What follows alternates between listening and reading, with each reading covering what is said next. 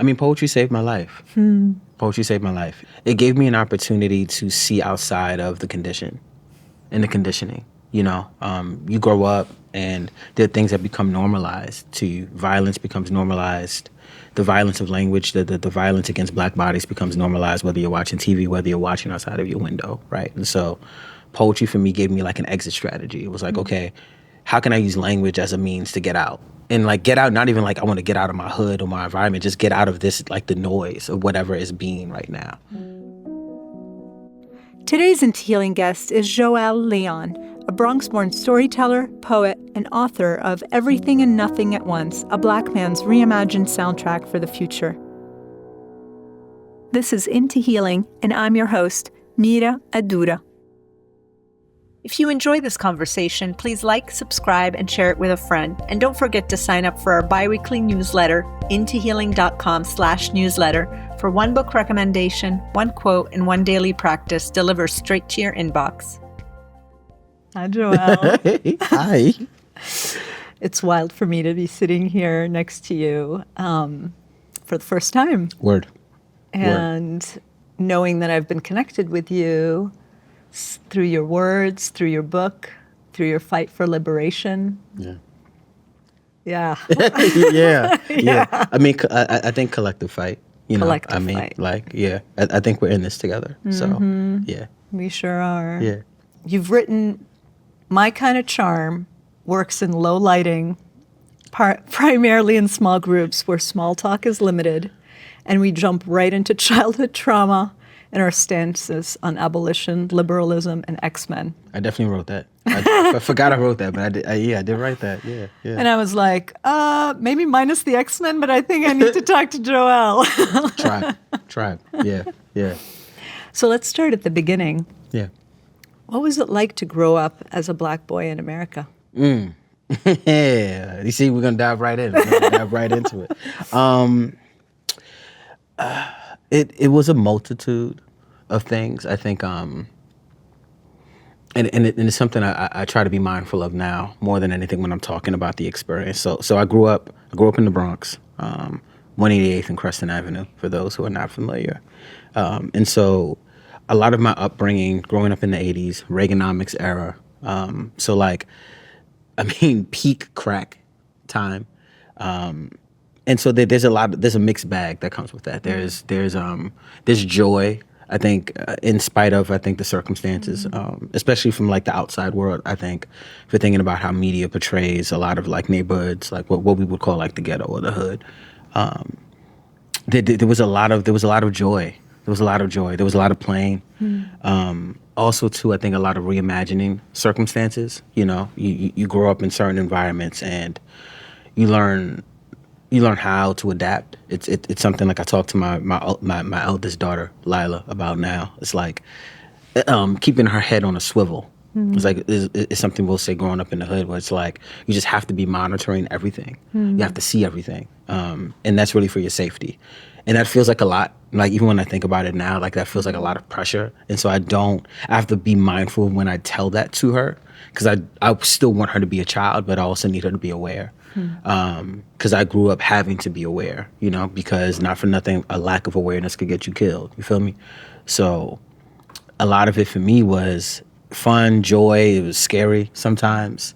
You know, I grew up in a single parent household. My father was in and out, and a lot of that had to do with his own like personal demons and trauma. He was a Vietnam veteran, suffered from bipolar disorder, post-traumatic stress disorder. He was schizophrenic. And so a lot of that was enabled by Vietnam. Some of that was also enabled by the neighbor, like the environment that he grew up in Pensacola, Florida. And so, you know, you learn at an early age what trauma looks like. You don't have the language for it, which is why I think language is so important to me. And like creating an invitation for others to like adopt a language and an understanding of language to be able to better like label an experience. Because so often, if you're a Black boy growing up in America, or a Black girl, or a Black non-binary person, I mean a marginalized person, Black or brown person especially, you don't grow up with the language. You don't really have the language. You're feeling things, you're seeing things are happening to you or around you that you can't really necessarily label. And that's hard. That's hard when you, as much as I am a person who's like a relationship anarchist in the sense of like I don't really identify much with like binaries and like labels and constructs, or I try to like avoid them as much as humanly possible. Those constructs also provide us like some level of boundaries and safety to a certain extent, or a knowing. And so I spent a lot of time growing up not knowing, and having to figure it out on my own, right? And so that's also to where the reimagining comes in, like whether it was me creating stories in my mama's bedroom, or comic books or songs, or like a lot of these things were also an escape route for me. And so I think part of that experience has also allowed me to kind of show up here in the ways that I do, I think. Thank you. Yeah, thank you. You speak about Black masculinity in your new book, Everything and Nothing at Once, a Black man's reimagined soundtrack for the future. I do, yeah.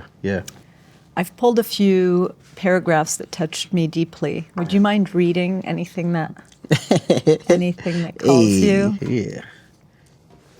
I am flawed. I have made mistakes.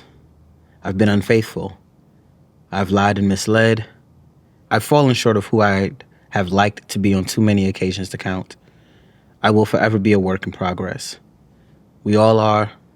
I am not only pushing myself to be better, my hope is that this will encourage other cis-hetero, able-bodied Black men to dig deeper, to engage with their own sense of entitlement, of shame, fear, and vulnerability, so we can be better accomplices and allies to all members of our community.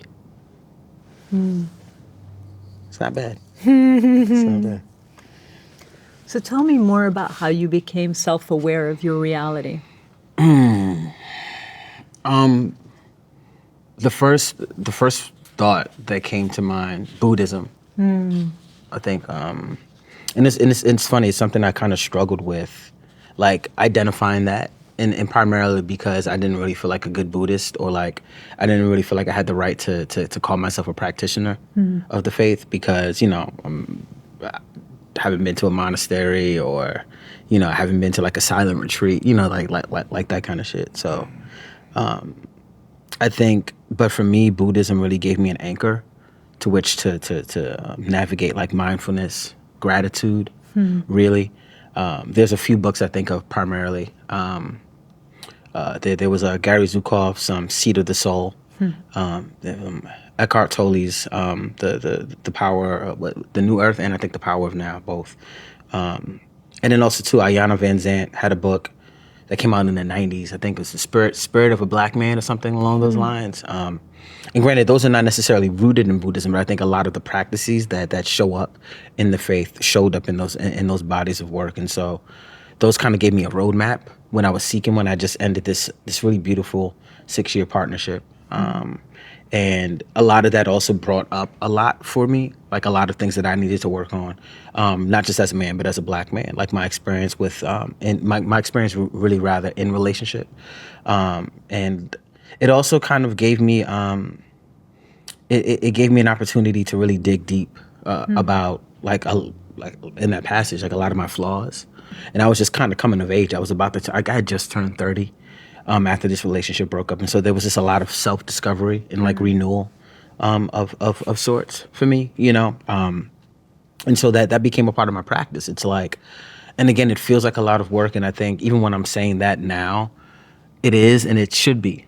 I think that the human experience is a noble one, and it's a thing I take very seriously, in spite of how funny I am, and so right.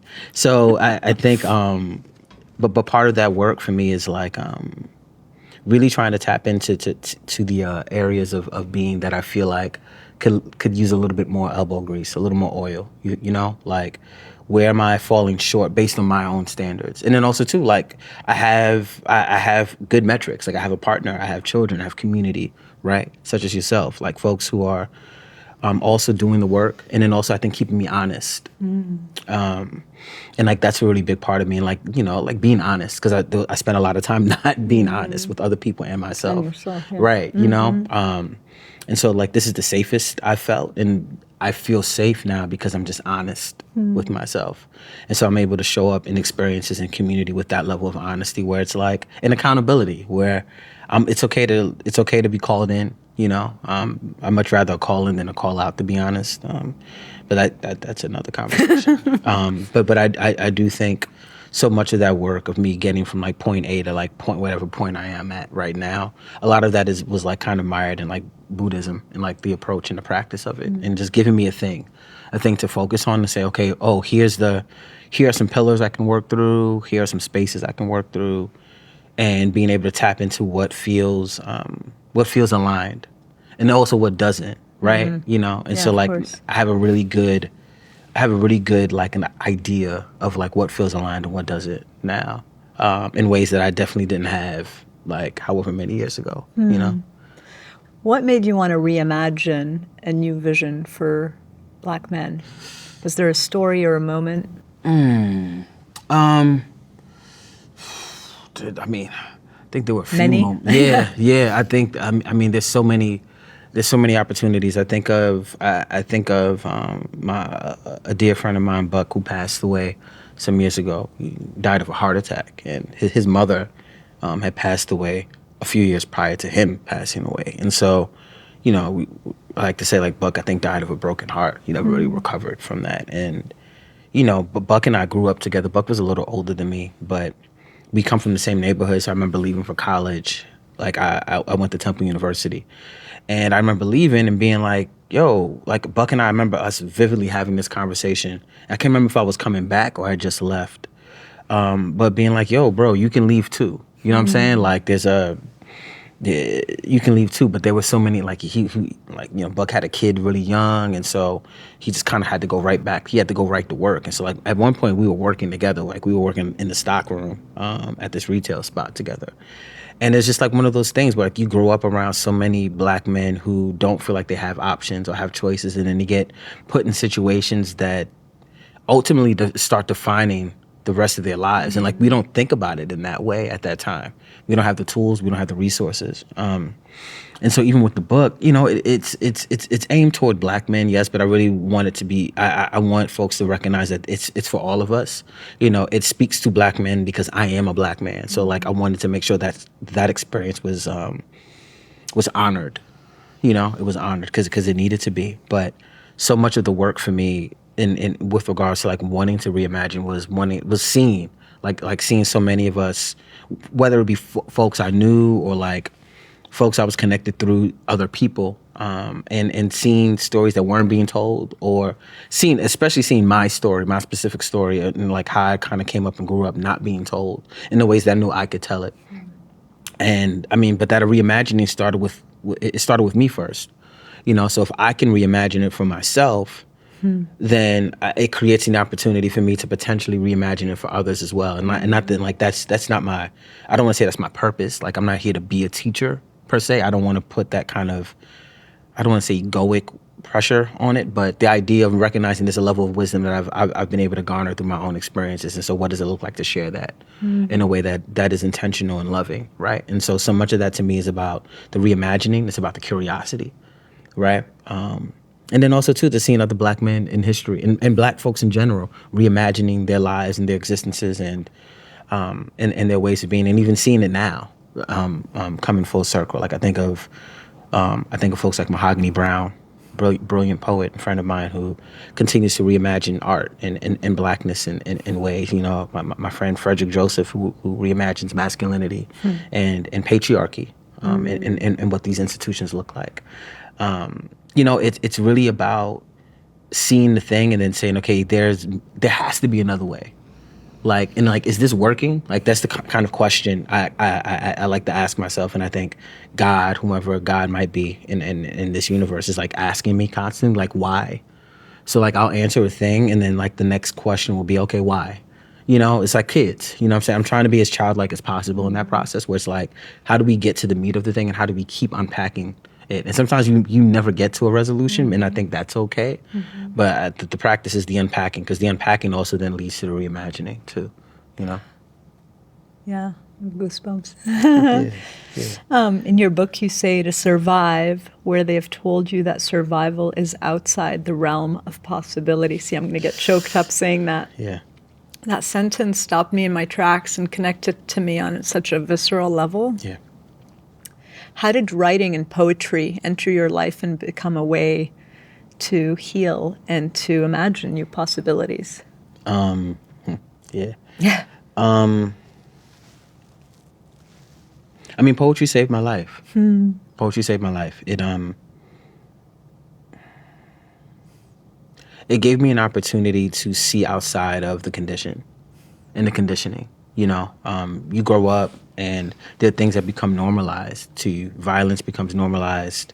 The violence of language, the violence against black bodies becomes normalized, whether you're watching TV, whether you're watching outside of your window, right? And so poetry for me gave me like an exit strategy. It was like, okay, how can I use language as a means to get out? And like get out, not even like I want to get out of my hood or my environment, just get out of this, like the noise of whatever is being right now.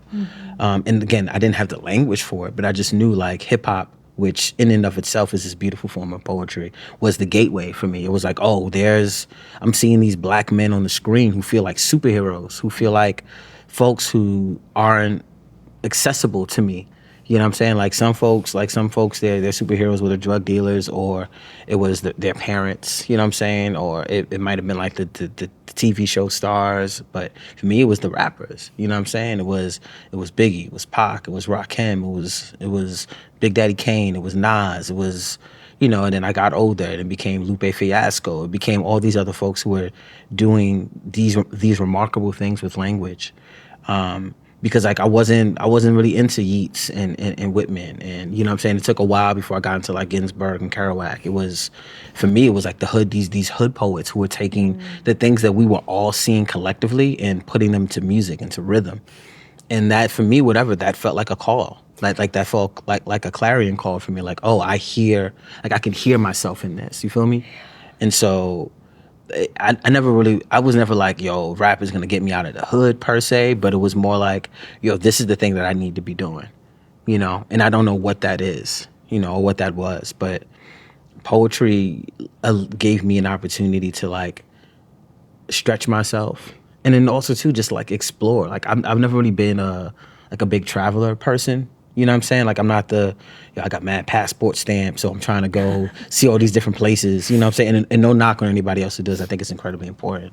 But reading and writing were always kind of like the ways for me to see outside of like whatever the box either I was in or people were trying to put me in, right? And so even with the book, like I'm exploring language in a way that is, I know, both prosaic and poetic, and then also too very much like rap. Like there's sometimes there's like some rhyming patterns in there. Like I've treated the book kind of like an opportunity to just fully express all parts of myself through the language.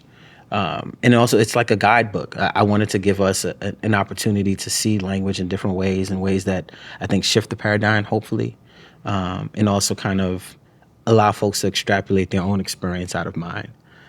Because so much of what we're doing on a day-to-day basis is about survival. It's about like, I got to feed my family, I got to feed my kids, I got to feed myself, I got to go to work in this place that doesn't see me, doesn't acknowledge me, or is causing me harm.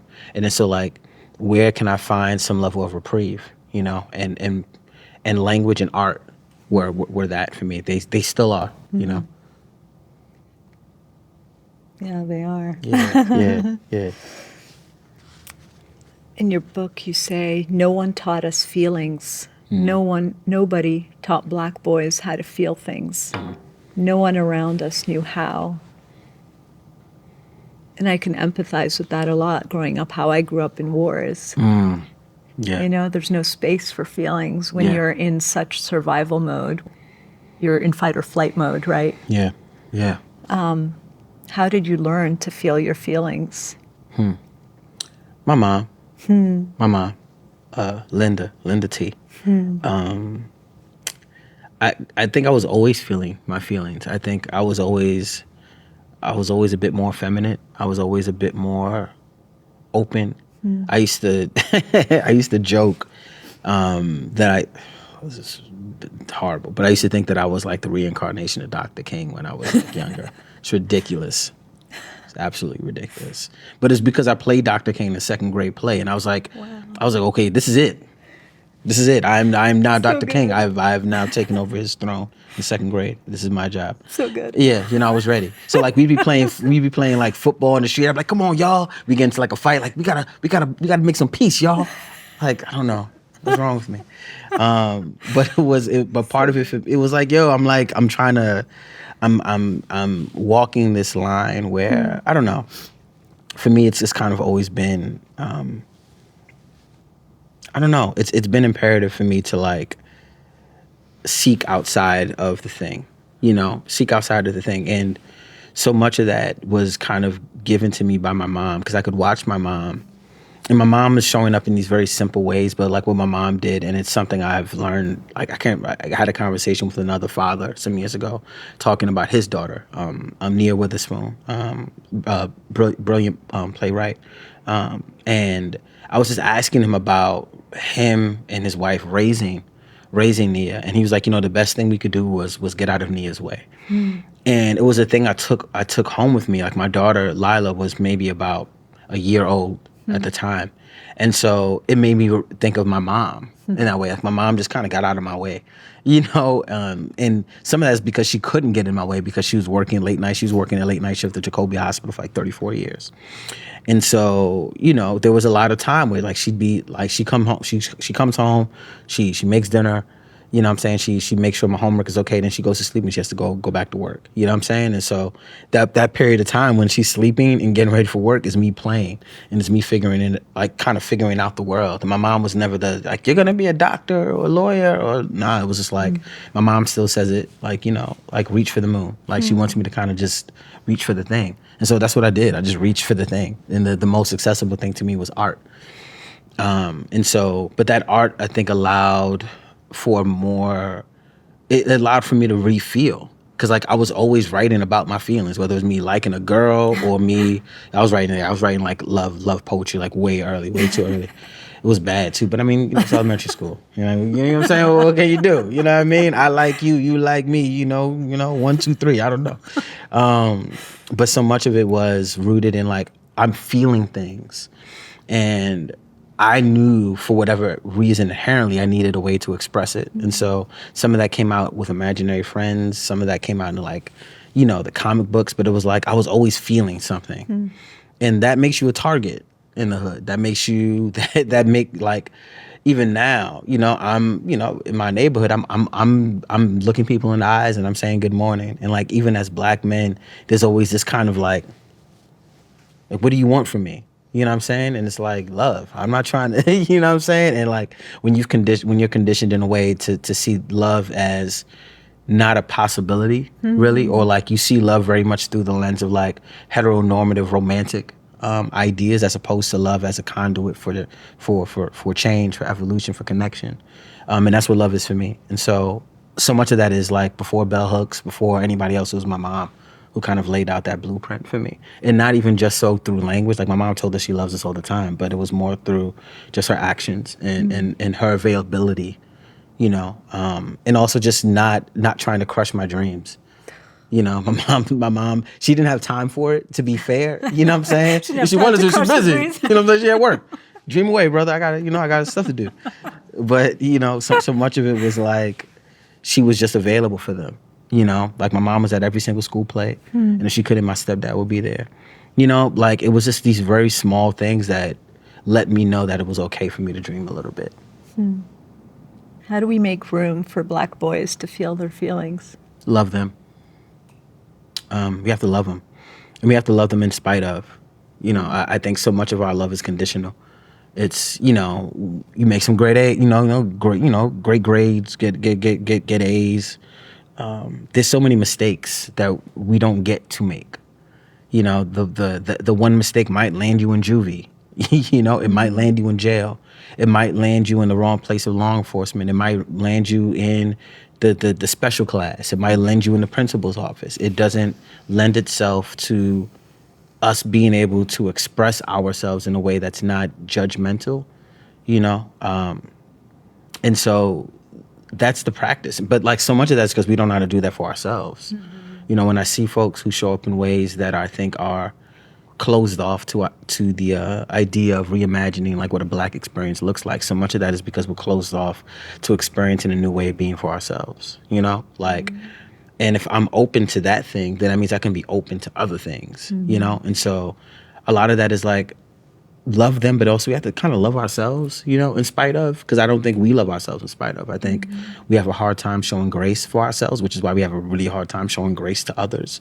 I think we have a really hard time understanding what accountability looks like. I think we adopt carceral culture in a way where, you know, everything feels like imprisonment when you do something wrong, and it's like, how do we kind of break free of the binary that exists? Because if I want to be an abolitionist, then I really have to practice it across the board, even in the spaces that feel uncomfortable, and also feel like they defy what we define as right or wrong, you know. And that is a practice, and we have to do that for ourselves first. And then when we start doing that, then it kind of opens the pathway to think more broadly about how we get to allow more space for folks to just be, and to like make mistakes and fail. I failed so many times, and you know, there were times where I was not given room to do that by others. And you know, we're young, you know what I'm saying? We don't have the language. I think growing older has given me the language, which then allows me to talk to my nephew, like my nephew Justin is 23. So like the conversations him and I are getting to have, I was not having at 23. I might have been thinking around the areas, but I didn't have the language. I also didn't have another person who had gone through the experience, who was who not even willing, but also had the tools to like see me and go, okay, well, bro, you could be, what if you thought about it this way? Like it was all trial and error for me. I'm a big ass crash dummy out here, you know, but because of that, and because of the love I have of myself, it's really easy for me to just kind of show up in love for others. And I think that's where we start. You know what I'm saying? It's love them, but we also have to love ourselves first. Yeah. I want to talk a little bit about the carceral construct. Yeah, please. Yeah. In your book, you say Black love and adult friendships require us to see things through the lens of not only reciprocity, communication, accountability, validation, and boundaries, a few pillars that help us maintain healthy relationships, but requires moving from a carceral construct towards an abolitionist mindset when it comes to our friendships. Yeah. Why do we need to move away from a carceral system of punishment?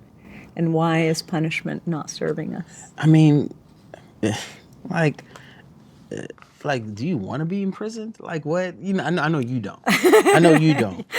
But it's, you know. Yeah, but it's so wild to me, the ways in which we punish. Yeah, we punish and we imprison ourselves.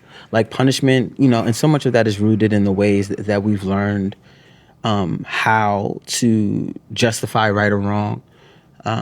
So much of that is unfortunately like been pulled from religious text, and like the misunderstandings I think that come from a very skewed way of seeing faith and religion. You know, so many of the errors are very much man-made in that way, and so, you know, it's not working. Like prison is not working. You know, and it's odd to me that we continue to use that as a means to, like, I don't know, justify to really like justify this notion that we have to punish people for doing things wrong, because and it's very much it's servitude of ego in that way. You know, you can look at the data. You know what I'm saying? Like violent offenders going to prison. Violent crime hasn't stopped. You know what I'm saying? Like the death penalty is not stopping people from committing crimes. You know what I'm saying? So it's like simple stuff like that to me. It's, you know, and then you start asking the big questions about capitalism and like who benefits from carceral culture and capitalism in and of itself. Yeah, I mean, it's a private system, right? Yeah, right. You know, and so, but I think if we extend the conversation to like carceral culture, because if I'm looking at the system, then I can also think about the other systems in place here, like in my body, and like in community, and the ways in which we imprison each other, you know, by essentially trying to keep people in a fixed box, if you will, you know, a prison of emotion, a prison of thought. And I think what's wild to me is how we don't see the parallels and connections, you know. It's the thing I've been talking about more often, like especially when I think of like shame and guilt, which are very much white supremacist tactics, right? And I think there was a point in time when maybe shame worked. I think about the 1960s, and I think about the civil rights movement a lot, and I think about how newspapers were kind of really bringing to life like the violence that folks were seeing laid against black bodies at the time, and like how people were startled by it. You know what I'm saying? You see four young black girls bombed, and you're like, oh my God, I can't believe this is happening. We're watching the mass genocide of Palestinians on a daily basis, and it's like, oh my God, I can't believe it's happening, right? And it's like, okay, we're having the same conversations. Why?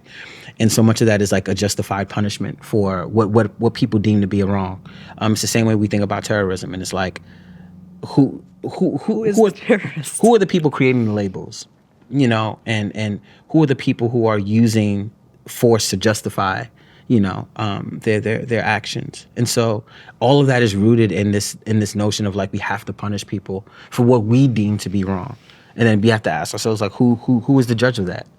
And so much of that is again rooted in white supremacist logic. We don't get free in that way, and we have to be willing to challenge these assumptions, of like, I'm going to punish this person because they did such and such. And, so much of this is nuanced, and we don't leave a lot of room for nuance in these conversations, which again, to me, that's carceral. It's like, you did this thing, so you're going to be punished for it. Like, there's no room for like, okay, well, in this situation, based on these circumstances, like, we don't do that.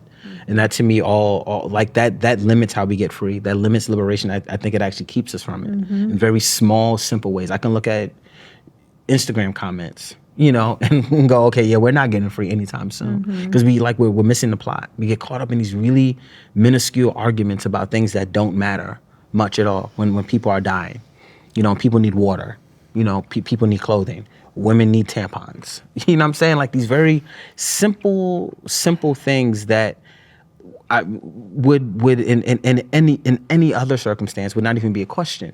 But because we're looking to seek a wrong person in a narrative, someone to paint as a villain in order to justify our violence, which is very much, again, like how carceral culture works, and we're punishing people. And like, if you're not looking at the circumstances in which create the violence that's happening, it's not very honest. I recently saw this film, this documentary. It's actually an album release, but done as a movie. Oh, wow. Okay. It's so touching. It's called Songs from the Hole. Okay. And there was a sentence in that movie that like touched me so much, and it says, "My healing cannot be found in someone else's punishment." Yeah, that's right? That's the truth. I mean, that's what we're talking about, right? Yeah. Like, how do we heal? Yeah. We're not going to heal by punishing everyone. No. And where does forgiveness play in? And yeah. Yeah. And we think we will. And again, it's just wild to me because we keep repeating the same practice. And it's something I'd shared some time ago. And granted, like, there's been other iterations of this, but we can't use old tools like for new ways of getting free. Like, it's just not gonna work. And if you're a study of history, which I wish we were all more often, or we taught it at schools. Oh yeah, maybe, because I think so much of, like, whether we're talking about book bans or any other of the systemic policies that are really trying to like crush movement, both on the left and right. It really goes back to this idea of how do we quell the desire for change, and that desire I think is rooted in like seeing the thing and being like, oh, this has not been working. But the folks the folks in power know it's not working, so they continue to use ways to again justify, right, this as like like, we're gonna punish them, right, like serving the time. But the serving the time doesn't bring the person back. It doesn't bring the money back, whatever might have been lost. And for maybe a brief second, maybe however long we want to measure that second, there might be some level of relief, like justice was served. Like we say that often, and I'm like, what actually is justice? And again, who gets to define? Who's defining justice? Yeah.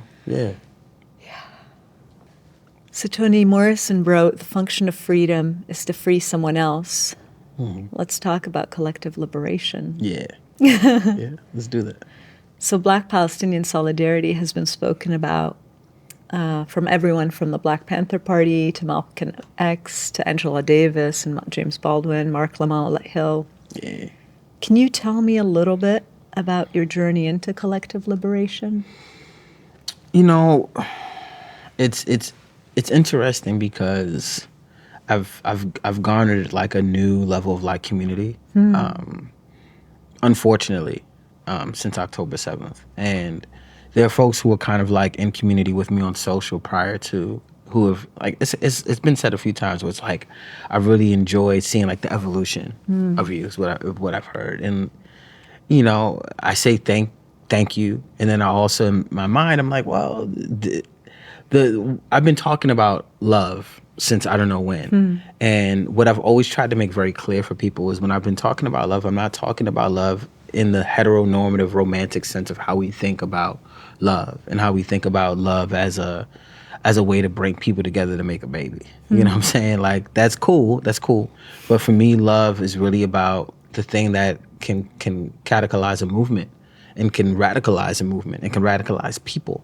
You know, like you mentioned the Black Panther Party, and the thing I bring up often, the most loving, most communal, most revolutionary thing the Black Panthers did was create the free breakfast program. You know, I don't think it was like them storming the Capitol with guns. It wasn't them having shootouts with the police.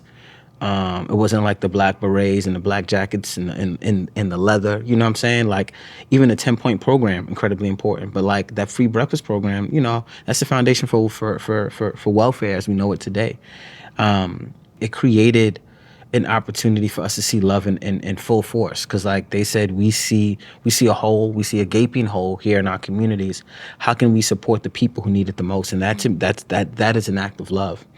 And I think that act of love is really connected to liberation, to collective liberation and communal liberation. You know, we were kind of talking about this offset. You know, we can beg and plead for people to leave their jobs and you know, if you feel like you're being silenced here, you know, if you feel like you can't unionize here, it's like, yes, absolutely.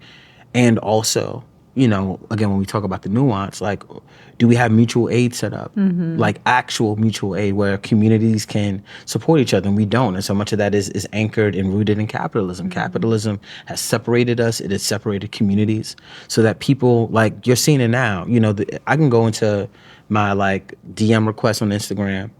I'm being tagged for GoFundMes across the board for Palestinians who are searching for a way out of Gaza. And so, you know, like I do any and everything that I can to share the information, donate where I can, tag people who might also be able to help amplify the work. You know, that is mutual aid. Really, it's like how are we supporting each other collectively. Yeah. You know, and that is how we get free. You know, and I think the journey for me was just, again, it was just love. Like where am I needed in showing up for that? And I would love for all of us to kind of, you know, center ourselves in that way. I am by no means perfect at all, but I think the ability to go, oh, there's a thing happening here. How can I show up for said thing in the ways that I can? Like where do I have capacity? And that's a question I ask myself often, you know, whether in love, in life, in work. It's like, where do I have capacity? And if I don't, I get to be honest with myself about that. But we're not going to get free in a vacuum. You know, the Panthers got it. Hampton got it, Malcolm got it, Martin got it, you know what I'm saying? Ida B. Wells got it, you know what I'm saying? Like, you know, all these folks, these luminaries, you know, they got it, they understood it.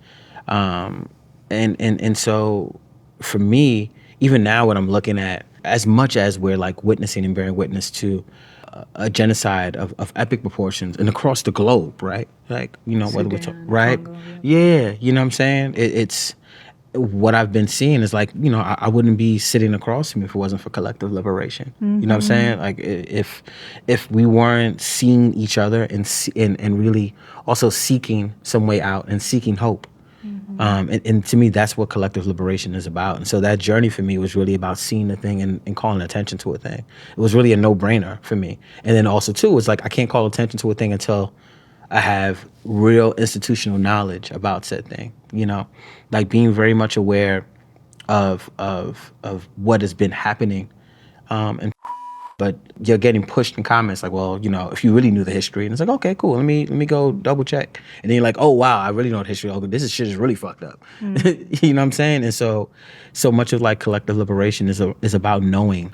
It's about knowing the truth about ourselves and each other, and also what we're up against, and like we collectively, because the fight in Sudan is no different than the fight in cop cities across the country, right? And having to see those parallels in order to recognize we are literally in this fighting together. All the dots connect. Yeah, all of them consistently, unfortunately. Yeah, they're part of the same system. Yeah. The idea that we have to wait on politicians to enable some level of liberation is such a falsehood, and it's not real. No, it's not going to come from the system that's actually keeping people. No, like why would that? Like that doesn't make any sense. Like the calls are coming from inside the house, and like which is why too was really, like I'll use phone banking as an example. And listen, for all it's worth, I think there were I think probably some politicians who potentially would heed the call, like if you're getting 500 emails or calls a day from like your constituents about, well, what is ailing the community, right? But if I'm getting $500,000 from APAC, I do not give a flying fuck about what you are phone banking me about. This is paying my bills. This is paying for someone's livelihood and also their opportunity to stay in office.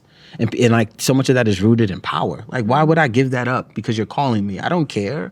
Like, I'm here for a reason, and a lot of that reason is not servicing the people. It's like servicing self and servicing ego. We're seeing it now. And so, like I'd argue that Biden cares more about power and ego and legacy than he does about people. And then, folks want to argue if someone's a good person or not. And like, I'm not really here for that conversation. Because at the end of the day, it's like people, if I'm just looking at this through the lens of how people show support and solidarity, and it's like, I don't know, it's like simple math to me. Like if you have money for warplanes and missiles, but we don't have money for education, I think there's a problem, right? Or food. Or healthcare. It doesn't add up. And so for me, it's like if we're looking at college campuses across the country right now, it's the people. It has always been the people. You know what I'm saying? Like if we think about the Vietnam War, it has always been the people. And then the people force politicians to do something. Ideally, that wouldn't be the case. In an ideal utopian world, like people would see a wrong and then address it. But there's too many politics at play. There's too much money involved. You know what I'm saying? There's too many people who benefit from certain systems being in place. And so it is up to us. It's like if you see a broken street light in your neighborhood, like we call 311. You know what I'm saying? And like to me, that's as simple a reference as I can bring to mind. It's you see a thing and we see a thing collectively, and then we address it. And then we force other people to do something about it. We force those people who are supposed to be representing us to do something about it. And a lot of that force is not going to come with phone banking. It's going to come from divesting. It's going to come from boycotting. It's going to come from making a lot of noise. It's going to come from making their lives miserable. This kind of goes back to carceral culture. And like, two things can be true at once. Where it's like, I don't believe in carceral culture. I also want everyone who's inflicting pain upon the marginalized to suffer. And there's a very hard distinction for me to like sit with. Like the part of me that is very much Buddhist in nature, and also the part of me that wants people to pay, wants people to pay.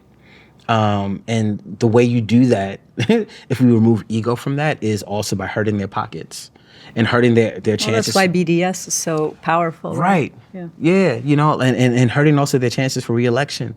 You know what I'm saying? Like what I tell people often is like, is a racist by default. You know what I'm saying? Like, I think racism just kind of falls into the pillars of power. And so for him, it's like, I want money and I want fame. I want stardom. I want to be seen. I want to be forward facing. So I'm just going to say whatever I need to say in order to do that. You hate black people? Me too. You don't like gay people? Yeah, I'm with it. I don't, you know what I'm saying? It's like, he's like, pick a card, any card. Oh my God. You know what I mean? But it's all rooted in like the ego. It You is. know, so much of this is rooted in the ego. I can look at it, and this is why for me, getting rid of a Netanyahu doesn't change anything Nope. because there will always be another Netanyahu who's looking to Yep. have control and dominion The over system, a population. the system. This is what I'm saying. And so, like, if we're not, and like, so when I talk about love, I'm not talking about love in this fairy tale way. I'm like, love is the active force that's going to drive change. That's going to drive people to change how they view the world and each other. You know what I'm saying? And you have to destroy the system, and you also have to destroy these systems of belief that would have a person feel like another person is inferior to them.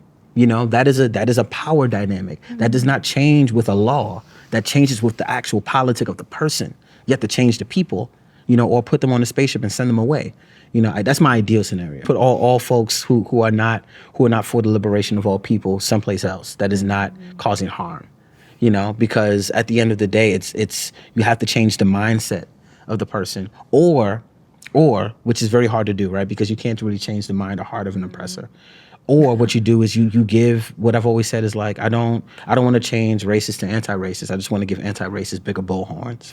You know what I'm saying? Like, give ourselves a bigger platform, and also folks who may be neutral to understand what's at stake. You know, but so much of that is us. That has nothing to do with the politicians, and that's everything to do with us and like how we're raising our babies, how we're raising communities. You know what I'm saying? Like when I see little Zionist children spitting at Palestinians, in my head I'm like, oh, this looks no different than the era of Bull Connor in segregation. Like I can see it. Like I know what that looks like.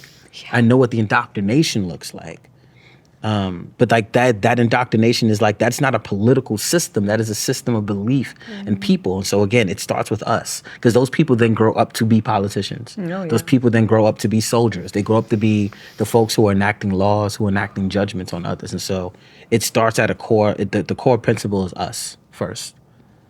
So there seems to be, for me, that there's a lot of people that are living in fear. You know, you talk about love, but there's a lot of people living in fear of the other, fear, and you know, some fears, deep-seated fears of erasure, of extermination. So they're real, right? Yeah. They're rooted in trauma. They're rooted in real things. Yeah. How do we shift from fear to love? Seeing each other. You know, if there's one thing I pride myself on, it's creating safe spaces for people. And trying my best to do so. And in order to do that, I have to see myself. I have to also see others, and I also have to see others' motivations. Because I care about people. I care about humanity in that way. Which, again, if we're going back to Buddhism, I can't see anyone as an enemy. Granted, that contradicts some of what I was saying earlier. Again, like, you know. And that is the beauty of life. That is the beauty, you know, not for nothing, this is a brief tangent, but like I think about Tupac a lot, you know, because, you know, Tupac could write a song like Dear Mama, can also write a song like How Do You Want It, which is incredibly misogynistic and just like, and then you watch the video, it's way misogynistic, you know what I'm saying? But there's also, there's two sides of this coin to this man who also was like, Tupac was what, 26 when he died, when he was murdered. And so I say all that to say, like, having to see all sides of ourselves and each other, and then also allowing and believing in the potential for change. Very much an abolitionist mindset. It's a thing that comes up a lot. Like I talked to my friend Joél Ellen, an abolitionist based out in Minneapolis, and so much of that work that her and I talk about, and something that she's reminded me of often. It's like this undeniable faith in this future existence to be true. You know, even if we can't see it right now, you have to kind of have this unyielding faith that it will come to pass and come to be. And so part of that for me is being able to see the humanity in everybody, even in the people I choose not to like, you know? And part of that is also having to recognize we're all in relationship with each other, even the people we don't like. You know what I'm saying? So like, I don't like am I in relationship with him? Absolutely, because there are people who believe firmly in what he's spewing, regardless of such, regardless of what, regardless of how like the world might actually prove otherwise, you know? And those people are connected to me, whether I like it or not. In some way, shape, or form. Like because they're connected to somebody else that might be connected to me. Like those 6 degrees are true. There and like if we're thinking of energy as a wavelength, then I have to imagine that what I am transmitting and putting out into the world also is going to be received and seen by others who are doing the same kind of work. But in order to do that, I have to see the humanity in everybody. because that's where love starts. In order to get over the fear, someone has to be vulnerable first. You know, someone has to kind of be willing to like come to the edge of the cliff and say, okay, I'll go, you know? And then you gotta hope that somebody else is like, all right, cool, me too. You know what I'm saying? You don't know. You don't know what's on the other side of that. But that's where it starts. And this is why like my favorite people are also the most curious, right? Such as yourself. It's like, we were talking about this earlier. It's the want to get to know a person and a people and experience. And it's in subtle little ways. You know what I'm saying? Like, there's this weird thing that's happening now where like you don't know what people are going to say to you based on what, like, if I have a keffiyeh on, like how people are going to respond to that. The same way, honestly, like if I see someone with a yarmulke on now, it's like it creates a level of conversation that maybe didn't exist for a lot of us 5 or 6 years ago. And so part of that is like having to let go of assessments and judgments about people. You know, a lot of our prejudices and biases are rooted in like the ways we visually and physically see each other without actually giving ourselves the opportunity to like be surprised. You know, real quick example. I remember getting off the train and there was this white woman who like just seemed like she was in a rush. She was just in a rush, and like she was going up the stairs, and she kind of like brushed past this black woman because like I think she was like just moving too slow. She's trying to get somewhere. In my head, I'm like judging. I'm judging this entire experience that I'm watching unfold. And then this same woman gets through the turnstile, and there was this brother who just needed a swipe. He was trying to get onto the train, and she stopped. This person who seemed to be very busy at the time stopped, dug in her wallet, found her Metro card, swiped them in, and kept them moving. And you know, I don't know, like an unaware Joél might have missed that. Some people might not even think that's a moment, but for me, it called to mind the ways in which we prejudge and essentially create a diagnosis about folks without knowing nothing. You know, because that caught me off guard. I wouldn't have expected that based on what I was assuming about this person. And a lot of that is rooted in like being okay with that vulnerable experience of being wrong, and also having to let go of preconceived notions about people. Because so much of what we do is what we're imagining without any real context, you know, for what that relationship dynamic could be. Yeah. And any preconceived notions or any things that we've been told about certain people, right? All of it. Yeah. What do you think are some like practical things people can do to do this work of getting free together? It seems really simple, but I think a gratitude journal can do wonders for us. Because my practice of like awareness, and kind of like going back to the question you'd asked me before, and like this is kind of rooted in like the gratitude journal. There was a point in time like I would do this exercise where I would walk outside and be like, okay, I'm only going to focus on the color yellow for this walk, right? So I would just look at yellow cars, yellow signs, yellow jackets, like wherever I saw yellow, and like that really just helped me deepen my focus, right? But it also helped me find gratitude in the things I could see, and then it's like, oh, I can see. Right? Like the layers, the levels. And so whether it's, you know, being able to like witness a breeze move through a tree, or like see like there's this thing that my daughter and Lila do when we're walking. We've been doing it lately. It's like spring is here. So like we keep looking at these trees on the block and waiting for the leaves to sprout. You know, so much of that is rooted in attention, but it's also rooted in gratitude, like being grateful for this life. For this existence. So I think a gratitude journal is one way to do that, which is directly connected, I think, to a mindfulness practice. You know, just being mindful of our surroundings, because the more mindful I am, I think almost by osmosis, also the more curious we get about the things we're mindful of. You know what I'm saying? And I try to get really granular with that mindfulness. You know, like why people make the choices that they make. And not judging that, but just examining. You know, I like to say I'm taking inventory of the world, and if I'm treating life as an experiment, which I do, and I guess that's another thing. Like, you know, treating life as an experiment. It's like I'm here in this physical once, and so I want to try things. I want to meet people. I want to experience things, and I want to experience people as well. And so, in order to do that, I need to be willing to experiment, to see where things go without judging the experience, and without like these preset conditions or ideas about what this experience is going to look like, because that naturally like inhibits how we get to show up for the experience. You know, I also think too, it's about being curious and asking questions of myself first, and then asking questions of others. You know, being willing to unpack like why do I feel this way? Like, you know, something as simple as a lot of what we've been given as a practice, I think, has been given to us, and we haven't given ourselves the opportunity to consider, does this practice work for me? You know, I think about this through the lens of monogamy. I think about this through the lens of religion. I think about this through the lens of a lot of things that have just been given to us that we've accepted wholeheartedly without saying, does this actually work? Does this benefit me? Does this benefit my community? You know, and leaving room for that exploration. I think it's just a practical way just to asking questions like, why? Like, why do I need this thing? Why do I want this thing? What am I motivated by? You know, because that's going to unravel some things, you know, who am I? You know, and like, that's a big question. Like, I like to ask of the people I care about, like, who are you if you are not blank? You know what I'm saying? Like, who are you if you are not a Zionist? Who are you if you are not a parent or a teacher or a writer, right? Like all these ways that we get to unpack these ways of being that we've become attached to.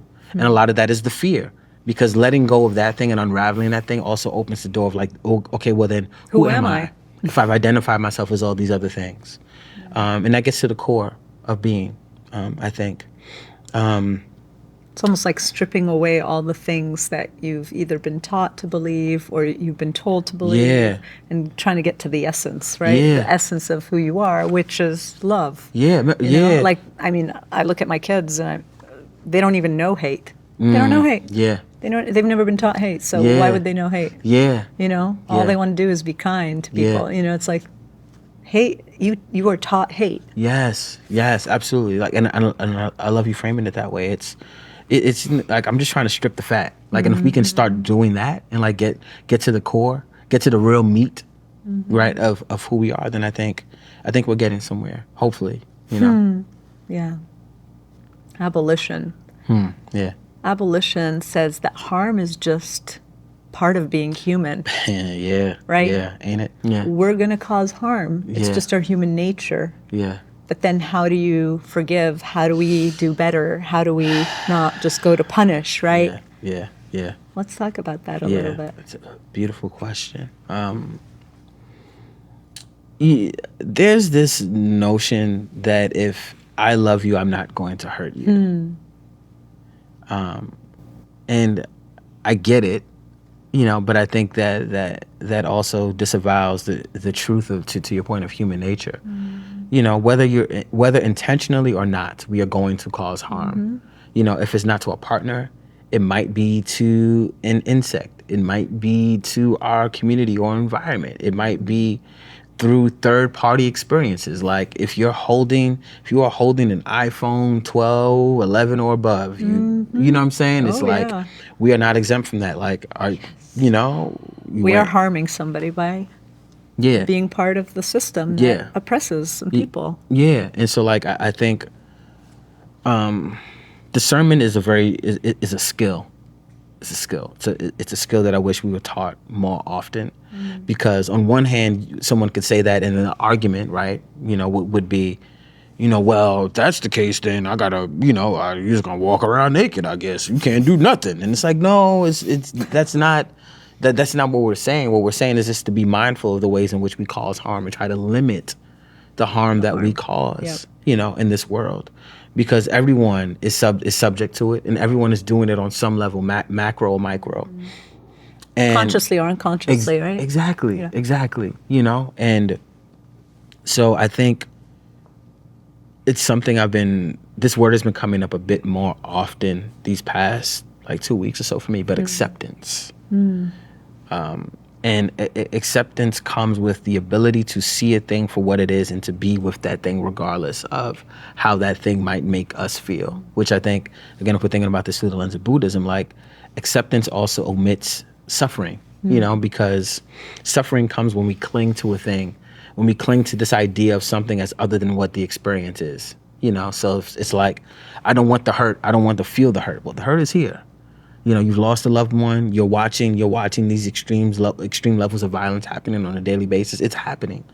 You know, avoidance is not a strategy that serves us well at all. It might serve us well for a day or two potentially. You know, Catches up with us. absolutely in many ways. And so, I think that abolitionist mindset of acceptance is a part of that.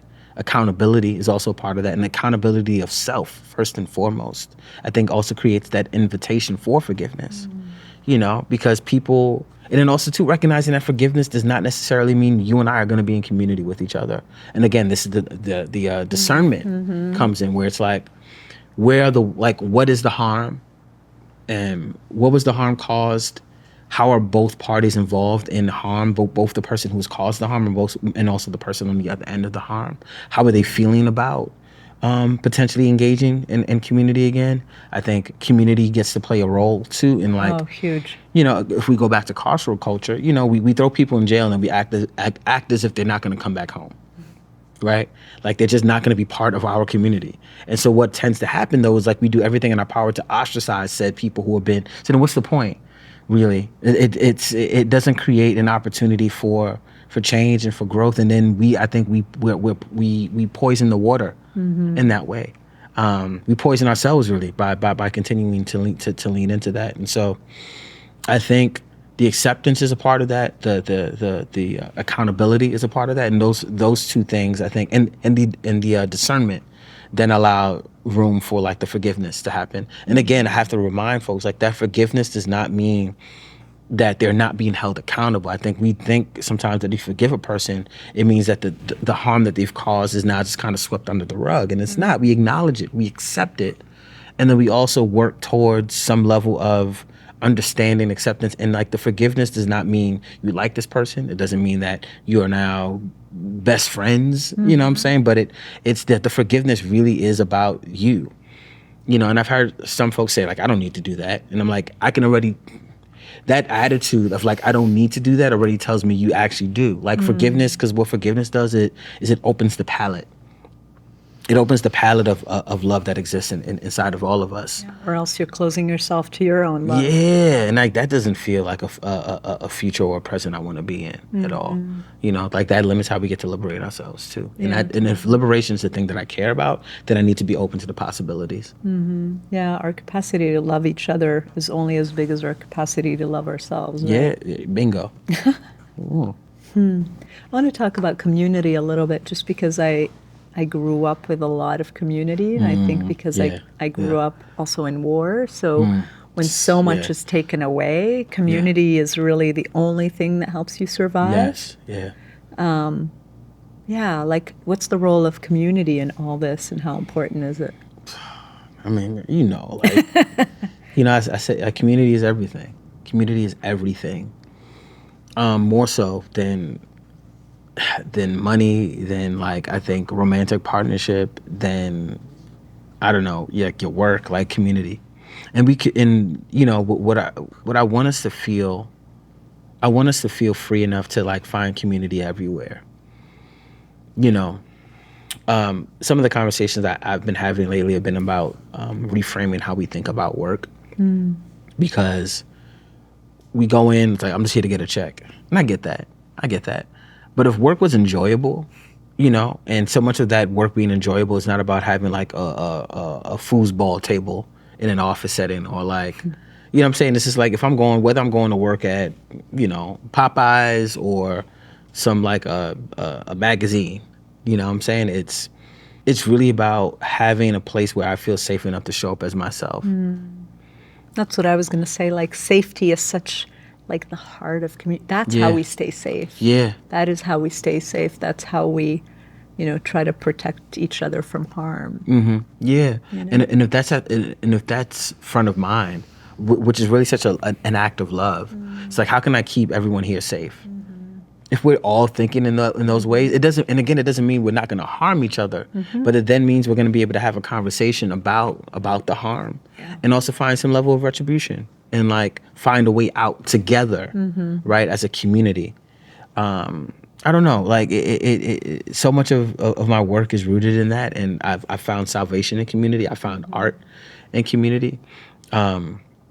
community has been very much like, I think I wrote in the book, like, while love and art were like a bomb, so was community been for me. Like, community now has done and offered me so much. Again, without community, I'm not sitting here with you, right? 100%. You know what I'm saying? Like, we're finding each other in these very unique and magical ways. But the only way that happens is if we're grounded in this practice of, we actually need each other to survive and to thrive and to get free. Like, I can't get free without you. Exactly. You know what I'm saying? And like, we can't get free without each other in that way. Exactly, which is so different than the hyper-individual, hyper-capitalist, like, we're supposed to do everything on our own, you know? Yeah, and none of that is real. Nope. Like, no one is, like, none of that is real. Bootstraps, whatever you want to, even if you're like, I'm the self-made person, someone is buying the product, somebody is. You're never self-made. You're never self-made. Never. No, didn't you have a mother at some point? Didn't you have, like, there's so many people. I just landed here. I'm an alien, baby. You know what I mean? I have no help. And it's like, somebody along the way. The idea of a self-made, like, who invented that, you know? It's like. Oh, yeah, white people. What are you talking about? White people. White people did that. Roosevelt did it. Like, shout out to Theo. You know what I'm saying? Like, all of them old dudes who sat with the Constitution and were like, yep, slaves and women, no rights. But we know what we're doing. You know what I'm saying? It's like, I made this all by myself. Look at all my slaves in this plantation. Like, no, you didn't.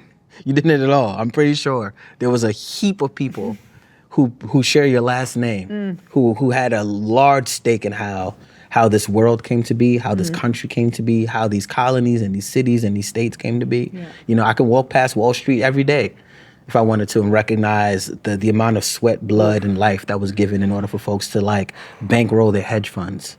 You know what I'm saying? Like, there's a long history of indigenous bodies that were lost because people thought they wanted to find, they were looking for ways of freedom, and that freedom meant they had to step on the lives and bodies of others. And it's like, you build your foundation on that kind of land, and then you see what you reap.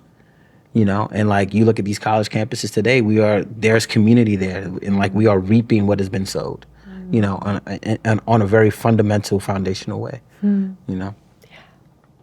So how do we love radically? How do we love radically? Man, just be honest. Just be honest. Just be honest about our motivations, about our wants. Be true. And like, we say we're being honest, like, yeah, this is just who I am. And I'm like, it's actually not who you are. It's not true, yeah. It's the mask, it's the shield. And it's really, it comes down to just being vulnerable. Yeah. Again, someone has to be the first. Yep. And it's real. I mean, we go through shit in our life and we protect ourselves, right? Yeah. So we don't get hurt, going back to being hurt, right? Absolutely. But like Lauryn Hill in her Unplugged CD, Volume 2, she says this, what does she say? Like, she uses this instance where she's like, I lifting up your shirt and being like, oh, and someone going like, oh, you have a belly button too, right? Like that level of vulnerability where it's like, here's who I am. I'm unmasking myself. I'm showing myself to you. And then you go, oh, wait, I didn't know you had that. Mm-hmm. Oh, I didn't know you were going through that. That vulnerability, to me, that's where the radical love starts. Like that is both the beginning and also the epicenter for all of the work, because then we get to the real, like you were talking about, like these like kind of needling down to like the core of who we are.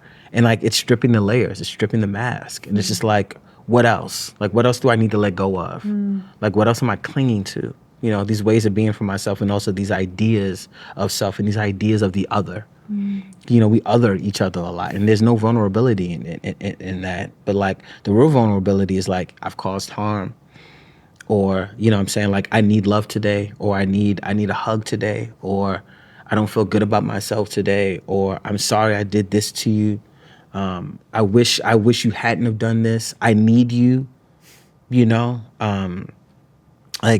Like we need each other, and I think we're afraid to kind of say that out loud. I'm not.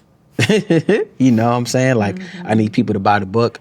I need people to hug me. I need people to tell me that they love me. Because I'm not going to be here for a long time. I love you, Joél. I love you too. I do. And, like, if I'm going to be here for another I mean, God willing, like another 50 years, let's say, I want to be as loving as humanly possible. And I want people to feel loved in my presence. And so much of that is being able to say, like, I see you, I know what you need, and I'm here to offer it. And not feeling like any sweat off my back to do so, because I've widened my capacity for love. But in order to do that, I've had to get really vulnerable with myself and with other people in the process, you know? Yeah. Yeah, one little story that's come up for me while you're talking is I think of my kids, and say Yeah. a kid makes them feel left out, or, they makes them feel like they don't belong, instead of like shutting it down or telling them that they're going to be okay. I'm like, I know how that feels. That's beautiful. Like Yeah. I was that kid too. I had like red hair, and I had freckles, I had glasses, like Yeah. all the things. And Yeah. sometimes I wasn't included either, Yeah. and Yeah. just like, then they're like, oh, mama also knows what I'm feeling right now, That's And I think sweet. that's what we all want. Like, let's get real. Let's get real. Let's get real. And like, that's such a beautiful sentiment. Because I remember when Lila had told me some kids didn't, they didn't want to be a friend, and I was ready to fuck them up. I was like, where are they? You are awesome. That's what my partner was. Carceral. Like, they need to be punished for this. I don't know what we've been talking about for the past hour. You slighting my child? But no, you're absolutely right. It's like having to recognize that this is the human condition. And like, I love that example because it also reminds me of how early it starts, and like how early, like, we as human beings, we find the differences in each other. So like, to your point earlier, there may not be hate, but there's also like, oh, you have red hair, or oh, your skin is darker than mine, or why do you read like that? Like, my kids say sometimes things that would come across as hurtful, or mean, where it's like they're just asking questions, or they're making assessments based on what they're seeing, right? Yeah. They're not probing any further because they're kids. Yeah. But it starts so early, and then we get to show up as guardians, as protectors, as parents, to give them language, right? Like you so beautifully did, where it's like, well, yeah, I've been there too, like West, my 4-year-old the other day, like random, but she was just like, I forget what I said to her. I got her out of the bath, and I think I called her like a beautiful black girl. She's like, Daddy, I'm not black, I'm brown. And she was like yelling, I'm not black. And I was like, you are, it was just, she's butt ass naked, just yelling, I'm not black. I'm like, well, I mean, but like that, because she's like, I'm looking at color. I know my black crayon. I know what it looks like. And like, that's not me. Kids, and like we give them the language. I used to say often, like this table, for example, when Lila was a kid, I used to tell people, if I told Lila this was a rainbow, she would go to school and she would have told people that this was a rainbow up until someone tried to correct her as such, because I was entrusted as the person based with as being a guide in her journey to enable this kind of language for her. And so some people misuse that privilege. Exactly, going back to indoctrination, Yeah. what you feed your kids. Yeah, Yeah. So there's this part in your book that goes back to poetry that I loved so much that I thought maybe you'd like to read a little bit. Sure.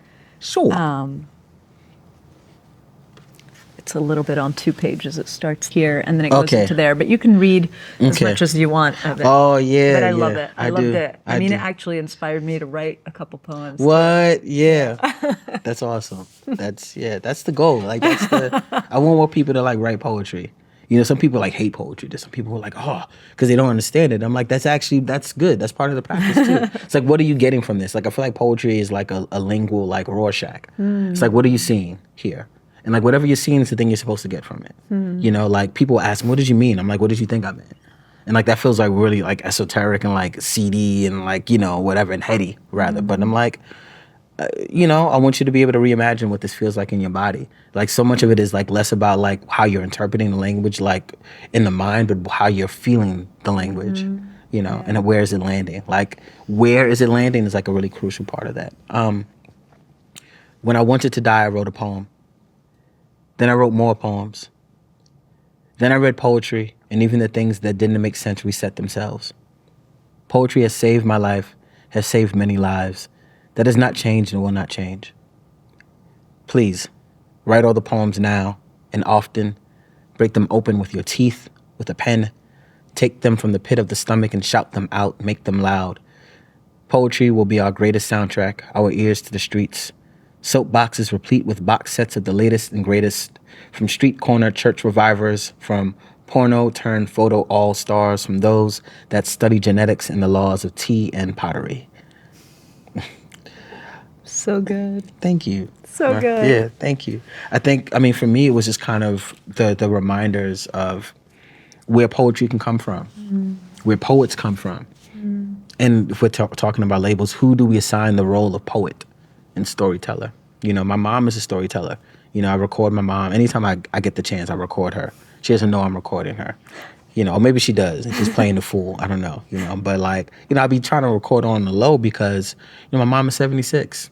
And unfortunately, my mom is not, you know, invincible.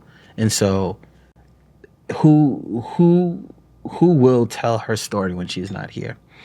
You know, and part of the writing the book is that it's like the book is archival. It's also me capturing the names of streets, of people, of language in a way so that even when I'm not here, my girls have a thing. And then when my girls are not here, their cousins or their friends or their neighbors or people who have no idea who I am or who they are will have this thing that they can look back to that speaks to a thing that exists outside of myself. And so poetry, it's that, and and for me, it's really that idea of everything is poetry, and we're all poets. As much as a very snooty art connoisseur, I do also believe that we're all poets, and we all have the ability to be poets, and even to be poetry in that way, you know. Yeah. When I read your words, I was thinking about how, in order to write poetry, you have to feel. You have to let yourself feel. Yeah.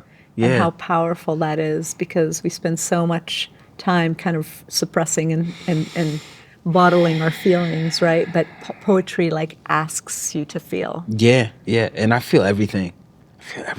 And, you know, and not like in the, like, you know, woo, I'm an empath and, like, get over yourself. You know what I'm saying? Like, I'm empathetic, but it's like so much of that to that language and like the way people kind of, I think, misuse that in ways that I think feels egoic. Yeah, I feel everything. And so that's why I can't feel what's happening in the world, right? I have to kind of step away. You know what I'm saying? Like, I feel too much. And it's like, okay, relax. Like, there's a genocide happening.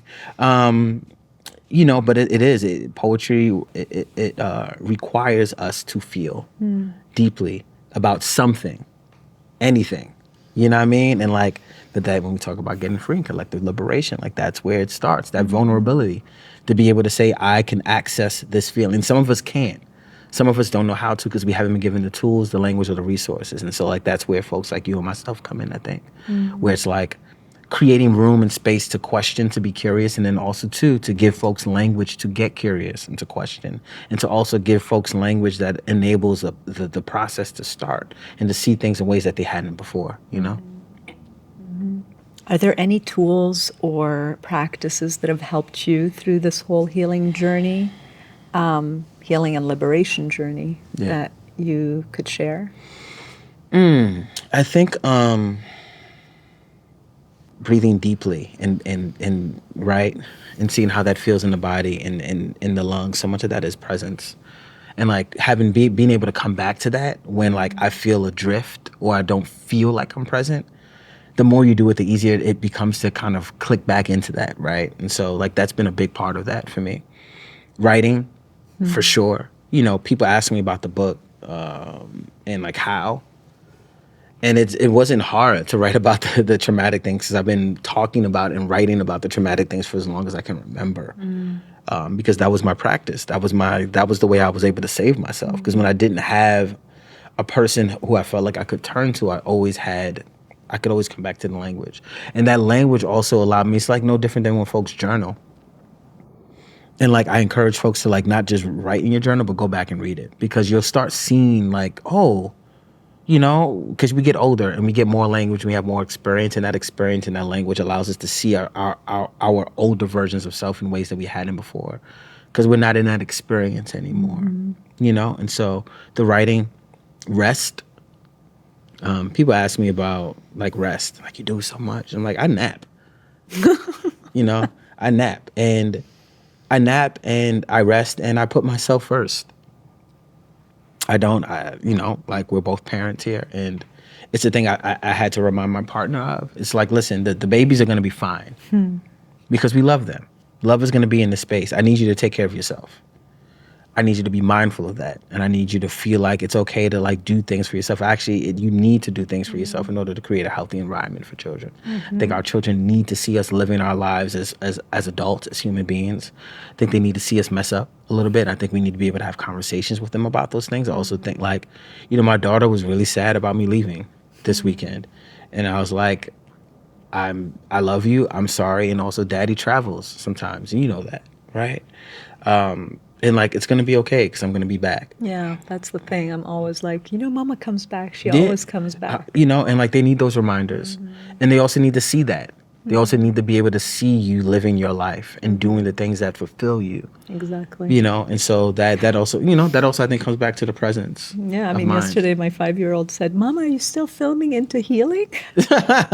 Sure am, baby. I am. And it's such a beautiful thing for them to be able to experience and see and bear witness to see you in process, to see us in process and like learning and growing and expanding. And questioning, like those are very much the grounding principles for me. Like, and once I really started putting myself first, and not like in this way that is again egoic and selfish, but like, what do I need in order to be of best? To show up for everyone, exactly. for them, for my work, for everything. Yeah. If I'm asking that of myself, I also get to ask that of others too. Like, yo, what do you need? How can I be of support in that journey for you? And creating space for that. Even if that space might infringe sometimes on the things that I want, but it's like that's where the compromise comes in. That's where community becomes paramount. Yeah, and when I think about our kids, what kind of role model are we if we're teaching them complete self-sacrifice, right? That we're not doing anything that lights us up, and that becomes what they see. As like this is normal to just completely give up on any dreams you have, right? Yeah, and that doesn't feel like a way of being or living for me at all, Yeah. For people who don't have a community or don't have a community that feels really nurturing to them, how do they find that?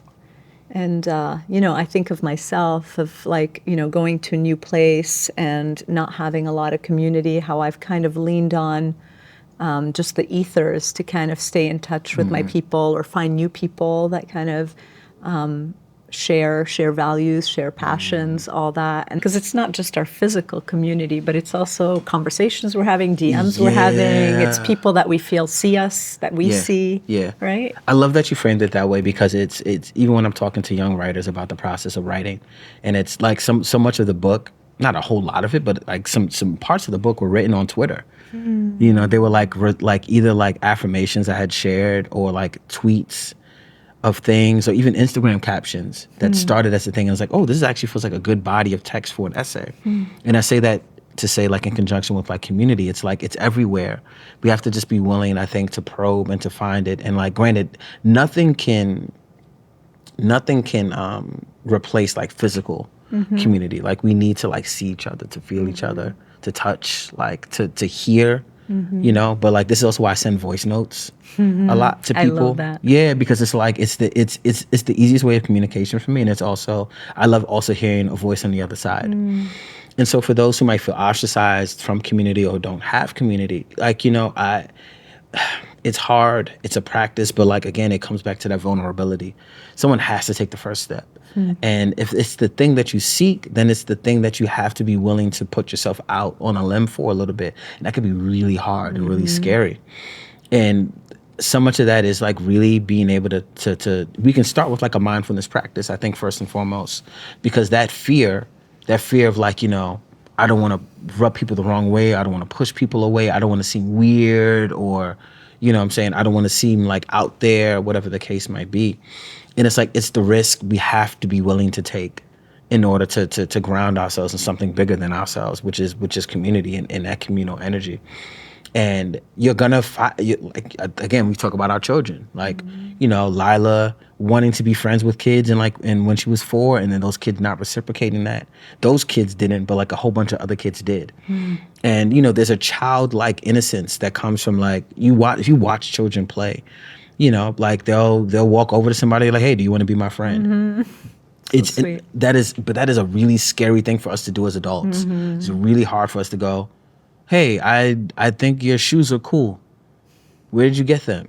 You know what I'm saying? Or like if I'm online, it's, oh, I see you posting these things that resonate with me. I just wanted to tell you I think you're awesome.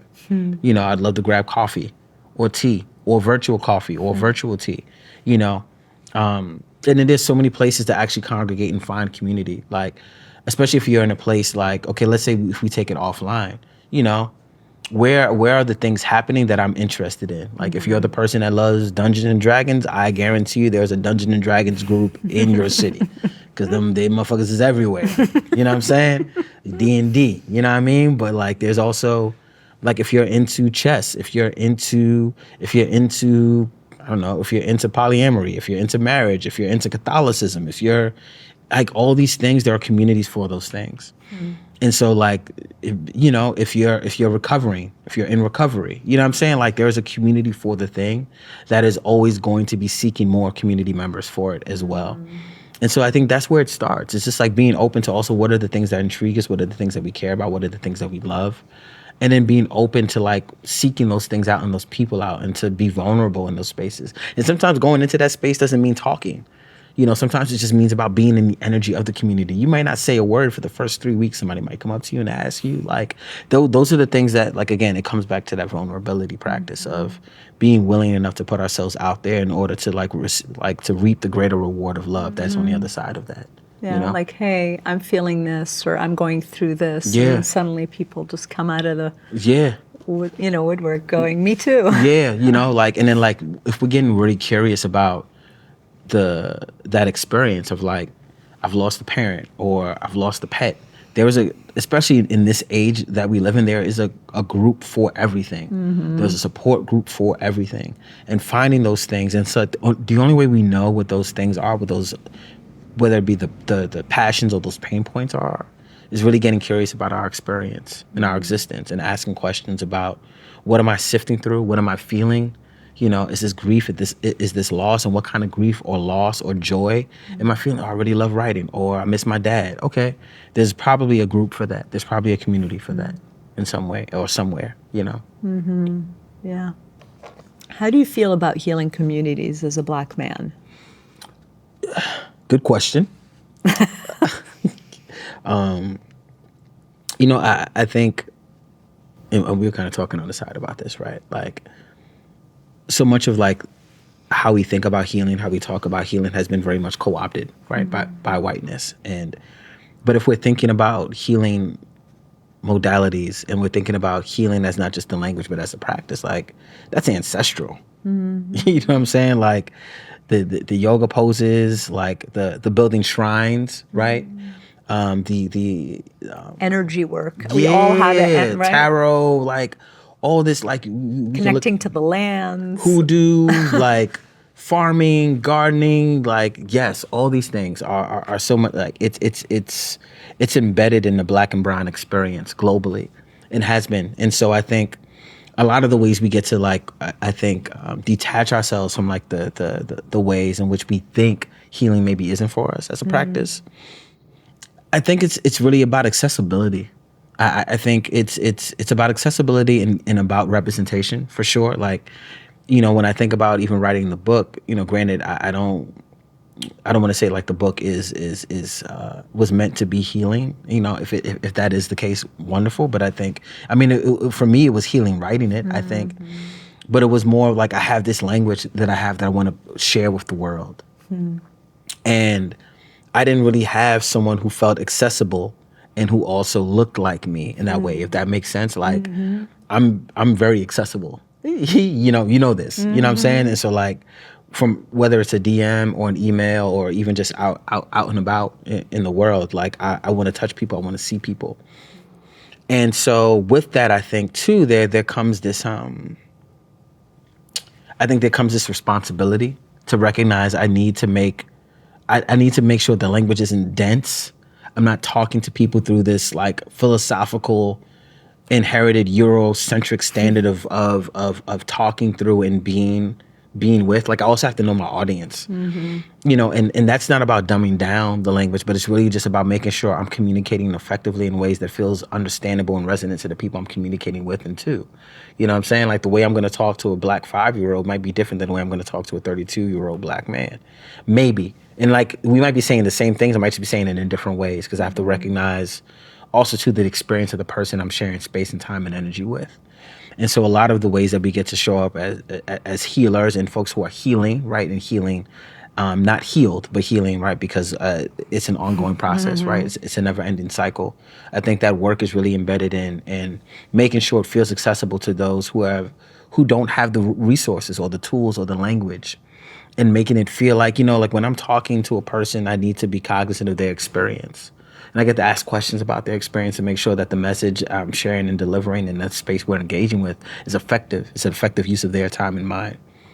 And that level of awareness only comes with like the responsibility that we feel like we have, the shared responsibility of navigating each other and ourselves through like this healing journey, But the language has to feel real to people. And the work has to feel real. Like I have to be able to relate it to like your struggle. I have to relate it to like your practice. So like, well, I can't meditate. I ain't got time to meditate. It's like you got it 5 minutes. It doesn't have to be perfect, bro. It doesn't have to be this thing where you don't, like, we all have thoughts. We have intrusive thoughts. We have thoughts that we are not our thoughts anyway. You know what I'm saying? And some of that is like being able to just feel like folks can relate to you in that way. And if they can relate, then they can also trust the messenger and the message that they're getting in that way, And like that language is not just for the yoga or the yogi practitioner, right? It's for the everyday person who's just like trying to get by. And like, what do I need? Like, what is going to feel like sustenance for me to get me to the next day, And that starts with a practice. And that practice starts with us and each other being in community with each other. Beautiful. Yeah. Thank you, Joél. Oh, thank you. Man, this is awesome. It's such a treat. Yeah. Word. Likewise. Yeah. If you enjoyed this conversation, please like, subscribe, and share with a friend. You can connect with Into Healing on TikTok and Instagram for more inspirational and behind-the-scenes content, and visit our website, intohealing.com, for transcripts and other goodies. Thank you for joining us.